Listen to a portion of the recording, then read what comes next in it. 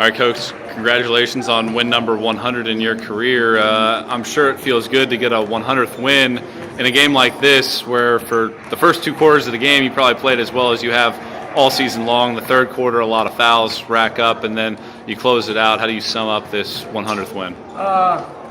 To be honest, it took long enough. To be honest with you, I think I'm in year 6. I'm just now getting a 100th win. So, but anyway, I've been very fortunate, first of all, to be a head coach at the collegiate level. There's a lot of people I could thank for that, but I've had a lot of good kids come through the program, and they've played really hard for me, and they give their body all the time. I mean, even now we've got kids that are hurt and getting shots in feet and all that kind of stuff, just so they can play the game of basketball. And I owe all of it, obviously, to them. And they've been a joy to coach. Now back to the game. This is about as good a game as I could think of in terms of getting 100. It ranks in there top 5, top 10 of our wins, considering all that was at stake and what we need to try to do on the road against a very good basketball team. That first half, it's about as good as I've seen Jekka shoot it. Of course, we shot at near 60%, somewhere in that neighborhood. To get a 12-point lead over here is uncommon for any team. But we knew coming out that they were going to go at us. We knew it was coming, and we didn't handle it very well. We didn't score the ball. I think we scored 10 points in the third quarter. That was terrible.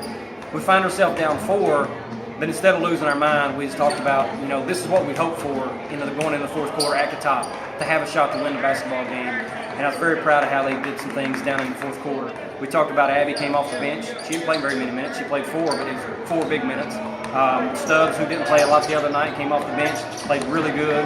We had a big run there without our leading scorer on the floor with Micah. Just a lot of things I could talk about that makes me proud as a coach that I'm getting to coach this month. What about the defense today? You pretty much hold Bree Johnson under her season average, and after she scored 41 on you the first time, you shut her down. They still have 4 players in double figures, but overall, defensively, I thought was solid. It was for the most part, but I think today was more of a we outscored them kind of thing. Which was the case. You get an 80-76 ball game.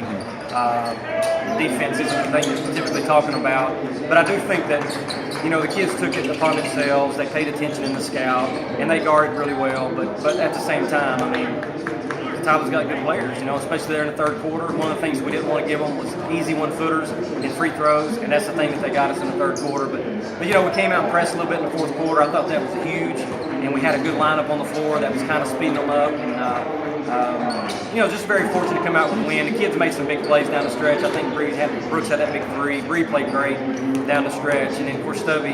I made a joke. I was actually trying to get Harrison the game, and they throw it into Stubbs. She gets fouled, and then makes 2 free throws. So just a great overall effort. I'm very happy for sure.